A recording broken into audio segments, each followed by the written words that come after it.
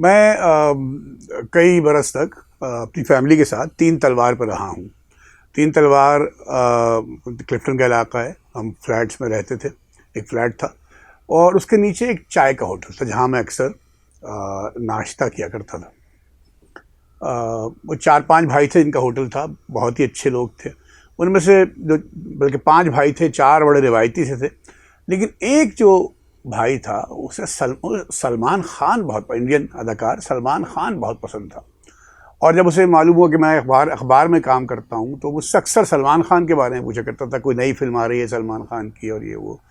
और मैं यानी वो अपने फ़ोन पे सलमान की फिल्में देखा करता था या किसी दोस्त के साथ। तो अब अब ये मैं क्यों डिस्कस कर रहा हूँ, हम जहाँ रिकॉर्ड करता हूँ तो हमारे जो दोस्त हैं नासिर, उन्होंने कहा कि ये जो स्टारडम है उस पर एक प्रोग्राम करें, बात करें। एक तासुर ये है कि शाहरुख खान यानी शोबिस की दुनिया की अगर हम बात करें तो जनूबी एशिया के बर्रसगीर के आखिरी सुपरस्टार हैं। उनके बाद सुपरस्टार कोई नहीं है या आएगा। अच्छा, मेरे पास इस बात का जवाब नहीं, मुझे नहीं मालूम, लेकिन ये ज़रूर है कि जो सुपरस्टार होता है, स्टारडम जो होती है, वो एक गैर मामूली फिनोमेनन होता है। उसका मतलब ये होता है कि आपके लाखों करोड़ों चाहने वाले तो हैं, लेकिन वो दीवानगी हद तक आपको चाहते हैं। चलें शाहरुख की मिसाल ले लें। शाहरुख कि मैं कम से कम फेसबुक पे ऐसे 2 दोस्तों को जानता हूँ जो जिन्हें शाहरुख खान की हर बात अच्छी लगती है। और आप शाहरुख खान के बारे में अगर मैं कुछ तनकीद लिख दूंगा, क्रिटिसिज्म, तो वो उसका बुरा मनाते हैं या जवाब नहीं देते या कमेंट नहीं करते। तो ये एक दीवानगी की हद होती है। हमारे यहाँ पाकिस्तान में सुनते हैं कि वहीद मुराद का एक ज़माने में स्टारडम था, 70s में, लेट 60s अर्ली 70s में।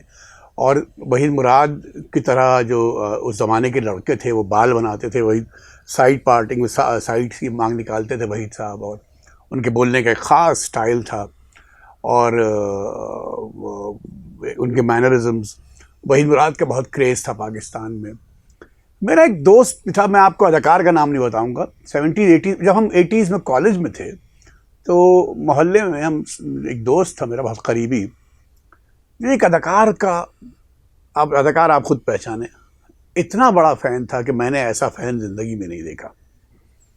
और वो अदाकार लंबा चौड़ा, अभी हयात हैं, कुछ 6 फुट 4 इंच कद है उनका, भारी सी आवाज़ है। और 80s में और 70s में तो गैर मामूली शोहरत थी उनकी। VCR पे लोग उनकी फिल्मों का जो, यानी आम फिल्म का किराया एक रात का 20 रुपये था, उनकी फिल्म का किराया 30 रुपये होता था। तो वो जो मेरा दोस्त था, अब ये वो दौर है जब पोस्ट कार्ड, ईद के और बकरीद पे पोस्ट कार्ड वगैरह और ये कार्ड्स भेजने का रिवाज था एक दूसरे को। उसके पास, मेरे दोस्त के पास, उस पर्टिकुलर अदाकार के, and I am not kidding, कोई 1000 से ऊपर पोस्ट कार्ड थे, यानी उस अदाकार की तस्वीर थी उस पोस्ट कार्ड पे। और 500 से ज़्यादा पोस्टर्स थे। पोस्टर्स का ज़माना था, लोग कपड़ों में अपने हीरोज़ के, हीरोइंस के पोस्टर लगाया करते थे। और फिर उनके एक रिश्तेदार थे जो परदेश आते जाते रहते थे, तो उन रिश्तेदार के ज़रिए उसने जो कैमरे से खिंची हुई तस्वीर होती, वो भी उस अदाकार की कोई 25-30 तस्वीरें थी उसके पास। और बहुत शौक़ से वो हमें दिखाता था कि देखो ये नई तस्वीर, ये नया पोस्टर। और गो के उसकी अपनी आवाज़ बहुत ज़्यादा भारी नहीं थी, लेकिन वो उस अदाकार की तरह भारी आवाज़ करके बात करना चाहता था। और वो जीन्स, एक ख़ास तरह की जीन्स पहनता था वो अदाकार उन दिनों, तो उस तरह की जीन्स। और बल्कि ये भी हुआ है कि वो बालों का एक ख़ास स्टाइल था। तो वो नाई के पास उस अदाकार की तस्वीर ले आता था, हजाम के पास, बाबर के पास, और कहता था यहाँ से मेरे कानों से बाल यूं कर दो और कलम बड़ी होनी चाहिए, और उसी अदाकार की तस्वीर लेके। ये स्टारडम का अब भी बॉलीवुड में, हॉलीवुड में देखें तो टॉम क्रूज स्टिल देयर।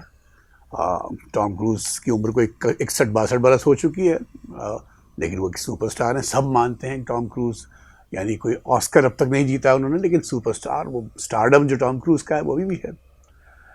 तो अब ये नहीं मालूम कि ये आइंदा, लेकिन अब ये भी देखिए कि मैं देखता हूँ कि जो आज के बच्चे हैं जिन्हें जेनजी कहा जाता है, वो कोरियन कल्चर के बहुत फ़ैन है। और के पॉप, कोरियन पॉप म्यूज़िक जो है, उसमें एक बैंड है BTS, उसका जो स्टारडम है, मैं देखता हूँ उन बच्चों को, मेरे अपने बच्चे भी, तो वो मुझे उनका बीटीएस का जो स्टारडम है वो मुझे 80s 70s में ले जाता है, जो इस तरह के स्टारडम हुआ करता था फनकारों का, अदाकारों का, गुलकारों का। और हमारे यहाँ एक ज़माने में शायरों को भी ये इस तरह की शोहरत हासिल थी। आज भी मेरा एक दोस्त है जो जॉन एलिया की बुराई नहीं सुन सकता, और आप जॉन एलिया के बारे में अगर कोई तनकीद कर देंगे तो वो बुरा मनाएगा। लेकिन अब क्या स्टारडम का दौर जा रहा है, जाहिर अब तो सोशल मीडिया और एआई और ये सब कुछ, ये कहना मुश्किल है। ये जो चाहत होती है फैंस की, किसी का फ़ैन बन जाना, किसी का एडमायरर बन जाना, किसी का मद्दाह बन जाना, ये तो ज़ाहिर है आपके बस में होता नहीं है। आप बन गए मद्दाह तो बन गए।